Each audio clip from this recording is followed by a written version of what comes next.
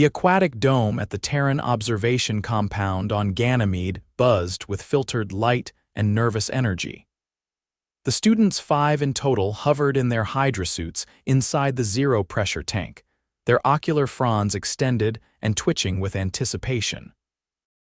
The instructor, a towering cephalomorphic named Hernix, adjusted the holographic interface with a flick of his fin-like appendage. "This," Hernix began, "is Carcharodon carcharias. Earth designation, great white shark, apex predator. Capable of severing limb from torso in 0.8 seconds. A collective ripple passed through the group. One of the students, Yillex, turned slightly in the fluid and blinked twice at the projection of the massive, torpedo-shaped fish slicing through the simulated ocean. "Wait," Yillex said, his voice filtered through the translator node. "Humans willingly swim with this, not just willingly," Hernix replied. "Sometimes recreationally, they call it cage diving. Occasionally, the cage is optional." The tank fell into stunned silence. Even in a species bred for curiosity, this defied acceptable risk parameters. Yillex's gill plates flushed with a light blue tinge of confusion. "Why?" Before Hernix could answer, a new feed flickered to life on the dome's central screen. It was a live transmission from Earth, streamed through the Pacific observation buoy. A human male floated in open water off Guadalupe Island, surrounded by 3 great whites. No cage, no weapon. Just a GoPro strapped to his head and a pair of fins. Yillex leaned forward. "Is that one of your test subjects?" "No," Hernix said grimly. "That is a man named York Nolan, civilian, marine photographer." The human was laughing through his snorkel. Yillex's fronds flattened. "He seems unstable. He is considered experienced," Hernix said. "He's been doing this for over a decade." Yillex blinked again, slower this time. "He is still alive, surprisingly." York wasn't aware he'd just caused a stir on Ganymede. He was too busy treading water while the largest of the 3 sharks, the one locals had named El Monstruo, circled back toward him. York kept his arms tucked in, remembered his training, and exhaled slowly. He reached out with his camera and filmed the wide, unblinking eye of the animal as it passed inches from his mask. The shark didn't lunge. It didn't even flinch. Back on the research dome, Yillex reviewed the footage 5 times. He didn't even release a defensive toxin. No spine display. No sonar ping. "Humans don't have any of those," Hernix said. Yillex looked horrified. "He has no natural defense, none, except maybe stubbornness." "I must go to Earth," Yillex declared. Hernix turned slowly. "You're still in your first cycle. You're not cleared for field deployment. I will observe from a distance if required, but I must understand this." 2 Earth weeks later, York Nolan zipped up his wetsuit on a small boat off the coast of Oahu. The water was calm, the sky blindingly blue. He adjusted his snorkel and leaned over the side to check the gear. His dive partner, a local researcher named Jasper, was prepping the bait box. "Tiger sharks today," Jasper said. 3 confirmed in the area yesterday." "Perfect," York replied. "I've been meaning to get a few wide angles on their feeding behavior." Less than 20 feet above them, cloaked in light bending mesh and silently recording everything, hovered a Ganymedian observation pod. Yillex was inside, alone, his ocular fronds pressed against the viewing panel. He watched as York and Jasper slipped into the water without hesitation, fins kicking gently, and then the predators arrived. The first tiger shark moved like a ghost, sliding out from the gloom. Then another. Then 2 more. All of them massive. One had a bite mark on its dorsal fin, evidence of past violence. Yillex tensed. York didn't flinch. He pointed his camera, adjusted his buoyancy, and floated calmly among them. Jasper dropped the bait box and the water clouded with scent. The sharks grew more animated, circling tighter. Yillex's scales buzzed. "He is not armored, he is not armed, this is statistically suicidal." Down below, York gently extended an open hand. A shark brushed past him, its body rigid but not aggressive. York let it pass, then turned slowly to film the group as they circled. And then it happened. One of the smaller sharks, spooked by a sudden movement from Jasper, veered off course and struck York's left leg with its snout. There was no bite, but the force knocked him off balance. He twisted, tried to correct, and sank slightly. His leg hit coral. Yillex zoomed in. Blood spiraled in slow red ribbons from a jagged wound on York's calf. "He's injured," Yillex said aloud. York surfaced fast, grabbing the side of the boat. Jasper was already pulling him in. "Deep cut," Jasper said. "No bite, but you got a coral shard in there." York winced. "Feels like it." They disinfected the wound on board, wrapped it tight, and headed back to shore. It wasn't until later that day in a local clinic that a scan revealed 2 embedded coral fragments and a minor tear in the muscle. The doctor shook her head. "You're lucky it wasn't worse," she said. "No swimming for at least 2 weeks. "I'll stick to drone footage," York muttered. Floating above in low orbit, Yillex downloaded the medical report. "He is temporarily grounded. He accepts it." He does not complain. He compiled his findings and sent them back to Hernix with a single header: adaptability through reckless immersion. 2 days later, York was back on the beach, limping slightly, operating a drone with a remote in one hand and a coffee in the other. He chatted with a group of local kids, showing them the footage he'd shot earlier that month. A girl asked him if he was scared of the sharks. "Sometimes," York said honestly, "but fear doesn't mean you stop, it just means you stay sharp." Yillex observed from a hidden dune. He'd taken a temporary terrestrial form, wrapped in synthetic skin and wearing mirrored sunglasses. The sun was unbearable, but the data was worth it. That evening, he approached York at a food truck just off the highway. York was ordering fish tacos. "I saw you in the water yesterday," Yillex said, his translator hidden beneath his collar. York looked him over. "You a journalist?" "Something like that. You ever swim with sharks?" "I'm here to learn why you do." York raised an eyebrow. "You with a documentary crew or something?" "I represent an academic institution, very far away." York nodded slowly. "You've got the look." They ate in silence for a while. The sun dipped low. York's leg was still wrapped, and he winced when he stood to throw away his trash. "That injury real bad?" Yillex asked. "Not the worst I've had," York said, "but I won't be diving for a while. Still, you return. Always do." "Why?" York hesitated. "You ever stand in the water with something that could end you in a second but doesn't?" Yillex didn't answer. "It's not about danger, it's about trust.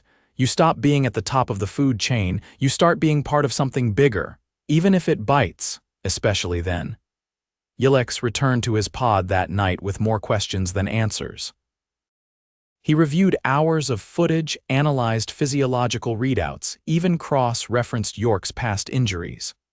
Broken ribs from a rogue sea lion, laceration from a stingray, a compressed vertebra from a jellyfish sting that caused him to black out during a dive, and yet he returned. Again and again. The next morning, York dropped his drone into the water and sat on the sand, legs stretched out, coffee in hand. He didn't notice the figure watching him from the dunes. Yillex lowered his scanner. "This species is absurd," he whispered. "But fascinating." He sent his report to Ganymede, further immersion required. "I request full-term observational deployment." The reply came 6 Earth hours later. "Request granted. Proceed with caution." "Do not swim." The first time Yillex attempted walking among humans, he chose the wrong shoes. They were canvas, bought from a beachside vendor who'd insisted they were ideal for beginners. Yillex hadn't realized that meant people who already had ankles. He stumbled twice before reaching the promenade, his gait somewhere between a tentative toddler and a malfunctioning marionette. No one seemed to notice. The humans were too busy eating shaved ice, arguing about parking, or chasing children covered in sand. The chaos lacked symmetry. It was mesmerizing. York was seated on a wooden bench near a row of kayak rentals, his injured leg propped on a cooler and a small sketch pad balanced on his knee. He was drawing something with a stub of charcoal. It looked like a cross between a wave and a dorsal fin, but Yillex wasn't sure. "You returned," York said without looking up. I never left, Yillex replied. York tapped the charcoal against the page. You're not from around here, are you? I'm from a research body not affiliated with local jurisdictions. I figured you blink out of rhythm. Yillex blinked twice. I wasn't aware there was a proper rhythm. There's not, York said, but yours is definitely off. They sat for a while, the ocean humming in the background. A group of tourists walked past, one of them holding a parrot. Yillex stared at the bird, which was staring back with what seemed like mutual suspicion. I've been analyzing your species' relationship with risk, Yillex said. It's inconsistent, York nodded. Yeah, we're not great at consistency. You'll dive into predator territory without hesitation, yet you wear helmets on bicycles. That's because cars exist, York said. Sharks aren't on the highway. But statistically, cars are more dangerous. Sure, York said. But no one brags about dodging a Ford Focus. Yillex tilted his head. So danger is only admirable when it's optional, more or less. A breeze kicked up, carrying the scent of grilled meat and salt. A child dropped a hot dog and burst into tears. A seagull descended instantly, triumphant. I reviewed your injury records, Yillex said. There was a vertebral compression last year. You experienced temporary paralysis during a dive. Yeah, York said. Jellyfish got me. I thought it was a cramp until I stopped moving. Why didn't you stop diving after that? Because I woke up. That doesn't answer the question. It does for me. Yillex leaned forward. You were unconscious underwater. Your partner dragged you out. You had respiratory failure for 37 seconds. York looked up from his sketchpad. You read my hospital records. They were publicly archived in a marine safety database. That doesn't make it less weird. Yillex didn't respond. He was busy watching a man paddleboarding with a dog on the front of the board. The dog wore sunglasses. Neither seemed concerned about balance. You're trying to understand why we keep going, York said. I'm trying to understand why you don't stop. York folded the sketchpad closed. Because stopping isn't instinctive. For us, it's a decision, and we hate making decisions. Yillex considered that. Your decision-making appears erratic. It's called improvisation. It's called survival roulette. They were interrupted by a low rumble. A lifeguard's quad bike rolled past, kicking up sand. The driver waved at York, who returned the gesture. Yillex stood. The canvas shoes groaned. I require local transportation. The walking mechanism is inefficient. There's a bike shop 2 blocks inland, York said. Tell them you're with me. They'll give you the good discount. Yillex nodded. I will attempt to pedal. 3 days later, Yillex was upside down in a banyan tree. The crash had been minor. A misjudged curve, a damp patch of road, and too much acceleration. The bicycle was mostly intact. Yillex's borrowed form less so. York arrived 20 minutes later, summoned by a garbled message left on a borrowed mobile device. A small crowd had gathered, mostly to see if the tree had won. It had. York pushed through the gathering. You all right? I encountered friction beyond my adaptive coefficients. You hit a tree. Yes. York helped him down. Yillex's synthetic torso had a dent. You shouldn't be biking in the rain. I was pursuing data collection on human storm response. Your species behaves differently in water falling from above. You mean rain, correct. York blinked. You crashed a bike to study umbrellas, partially. Also footwear changes, gait speed, and vocal exclamations. York looked at the torn elbow of Yillex's jacket. And what did you learn? Humans curse more when wet. York laughed.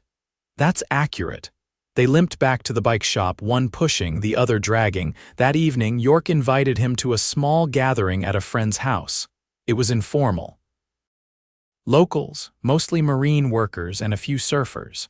The group sat around a fire pit in plastic chairs, passing around grilled corn and cans of soda. A woman played ukulele, off-key but full of enthusiasm. Yillex sat stiffly, observing the relaxed posture of everyone else. You ever been to a barbecue? Someone asked.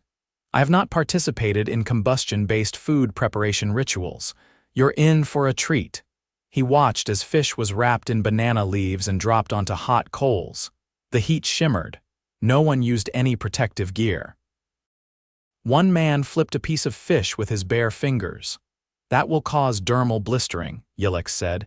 "Yeah," the man agreed, "but it's faster." Yillex turned to York. "Why are your people so willing to endure temporary damage for convenience? Because pain fades." "Time doesn't." There was a long pause. The fire crackled. Someone opened a second can with a loud hiss. A dog barked in the distance. Later, one of the women asked Yillex what he did. He said he was a marine behaviorist. She asked if that meant dolphins. He said no. She said, "Good." "Dolphins are jerks." York leaned back in his chair. "You're getting better at blending in." "I am not blending, I am collecting." "You're not blending." Another pause. Yillex looked around the circle. They're all relaxed, surrounded by strangers, unarmed, exposed. York nodded. "That's the point. You let your guard down, that's when things get real. Isn't that dangerous? It's always dangerous. That's why it matters." 7 days later, Yillex followed York into a rehabilitation pool, not the ocean. A saltwater tank used by injured divers and marine creatures undergoing treatment. York had been cleared to do light exercise. His calf was still bandaged, but the stitches had dissolved. Yillex stood on the edge, clothed in a borrowed rash guard and unsure of how to proceed. York eased into the water with a wince. "You coming in?" "I am not buoyant." "There's a flotation belt." "I am also not aquatic." "Neither am I," York said. "I just fake it better." Yillex stepped in slowly. The water was warm. A nurse watched from a distance, clipboard in hand. York began his laps, slow and deliberate, pulling with his arms and dragging his leg behind. "You're not supposed to push it," the nurse said. "I'm not," York replied. "I'm just not stopping." Yillex floated awkwardly, trying to mimic the human motion. "You're going to need better coordination," York said. "I'm not designed for this. No one is, we just cheat better." As York reached the far side of the pool, Yillex watched his face. There was pain, yes, but also something else. Focus. Drive. Later, back at the observation pod, Yillex submitted his mid-cycle report. Subject demonstrated increased physical recovery despite limited medical intervention. Observable traits include persistence beyond efficiency, voluntary exposure to failure, and repeated engagement with prior sources of trauma. He added a note: "Human behavior does not follow linear logic. It follows emotional momentum. They do not move because it is safe. They move because it's forward." Yillex adjusted the strap under his chin for the third time. The helmet was too tight, his borrowed shoulders too broad, and his borrowed knees too stiff.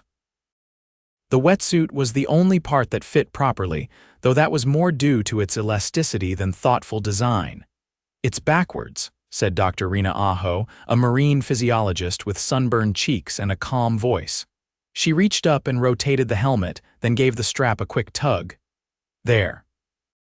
Now it won't slide when you lean forward." "I was not intending to lean forward." "You will," she said. "Everyone does. Gravity's persuasive."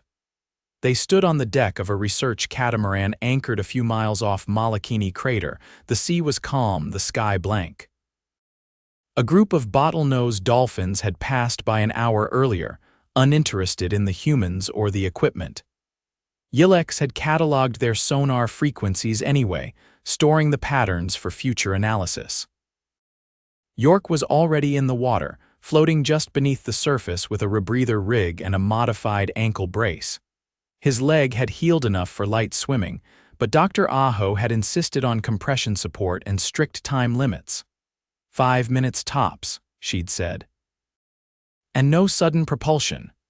Yillex stepped onto the lower platform, flippers awkward on the grated metal. The water was clearer than he'd imagined, a glassy expanse stretching in all directions. He hesitated. "I can't float." "You're wearing 30 pounds of neoprene and buoyant foam." "You can float." "I lack instinctual aquatic response systems." "You have a snorkel. Use that instead." He dropped in, limbs flailing briefly before finding a vertical rhythm. The suit's buoyancy did most of the work. The water surrounded him, not cold, but dense in a way that made motion feel like argument.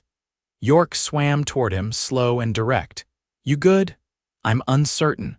"That's normal." They drifted together, moving toward a submerged observation platform bolted to the seabed.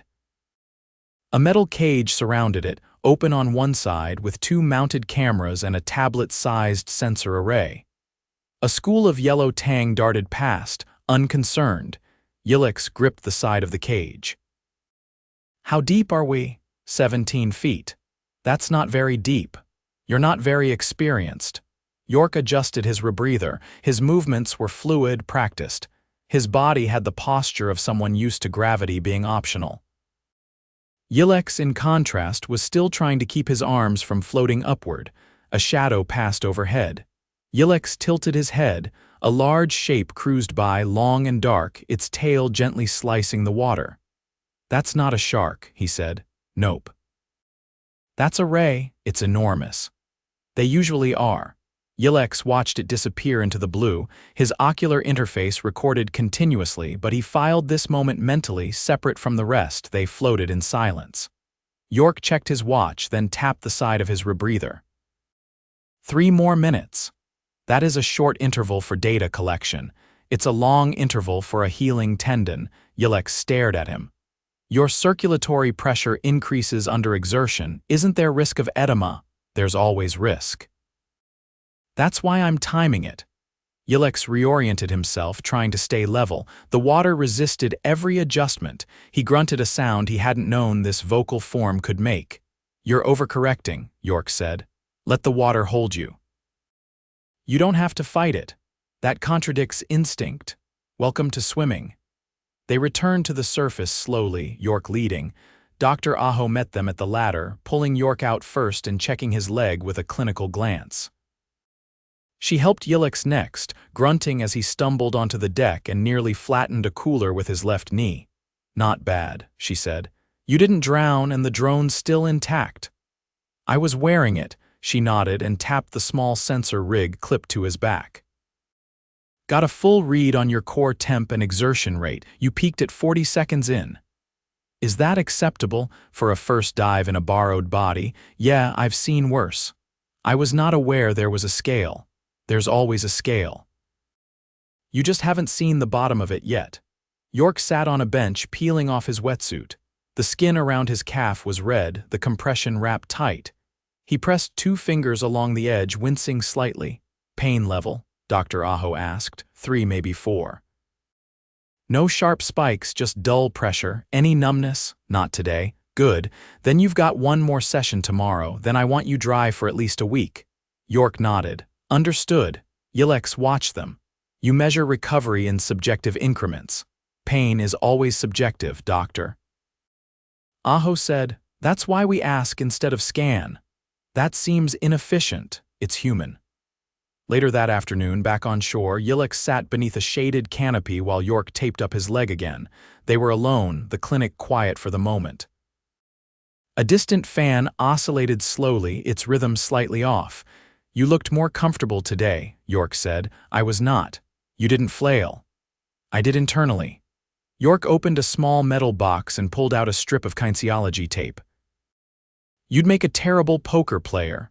"I do not know what that is." "It's a game where you pretend you're fine until everyone else believes it. That sounds unnecessarily complex." "Yeah." "That's the fun part." Yillex watched him wrap the tape in a spiral, each piece overlapping precisely by half. "You're not a doctor." "No, but you administer your own care when it's simple." "You called this simple?" "I've had worse." Yillex paused. "You say that often." "I've noticed. I guess I do." "Why?" York peeled away the tape's backing. "Because I have." "That doesn't explain the repetition." York looked up. "You know how you log things for analysis, tag them, mark them for future review?" "Yes. This is kind of like that." "Every time I say it, I'm reminding myself where I've been." Yillex considered that. "You use speech as memory reinforcement. And sometimes denial. You're remarkably casual about that. Better than being dramatic." A long silence stretched between them. Outside, a pair of children ran past the clinic window, laughing. One of them tripped, fell, and immediately popped back up without a sound. Yillex tilted his head. Your juveniles display similar behavioral patterns. We teach them early to ignore discomfort, to keep moving. York finished wrapping the tape and rotated his ankle gently. Mobility's a mindset. If you think you're stuck, you are. Yillex stood slowly. I have compiled sufficient data for submission. I will transmit the final report this evening. You heading back, eventually. My current cycle ends at midnight. York reached down and pulled on his shoe. You want to grab dinner before you go. There's a place near the pier that does grilled octopus. Bit ironic, but good. I do not require sustenance. Neither do I, half the time, still eat. They met at the restaurant an hour later. The table was plastic, the lighting dim. The menu was handwritten on a sheet of cardboard. Yillex ordered nothing. York ordered too much. You don't find it strange? Yillex asked. What? Eating something you cohabitate with? Not really, we eat cows too, and those stare at us. That's concerning. York bit into a skewer of octopus. We're a complicated species. Yillex watched him chew. That's an understatement. When they left, the air had gone cool. The smell of salt and grilled food lingered in the breeze. They stood at the edge of the pier, looking out at the black water. The moon cast a silver path that led nowhere. I think I understand now, Yillex said. What? Why you returned to the ocean, to the risk. York folded his arms. Let me guess, it's not because we're brave. No, it's because you're unfinished. York blinked. That's not wrong. You seek completion through conflict, not to win. Just to continue. York gave a small nod. That's actually pretty close. Yillex looked out at the sea. I am concluding my fieldwork. No further observation required. Will I see you again? Unlikely, but I will remember. York didn't answer. He didn't have to. Yillex transmitted his final report at dawn. It included a single-sentence summary. Humans do not fear the deep. They fear standing still. And then he left.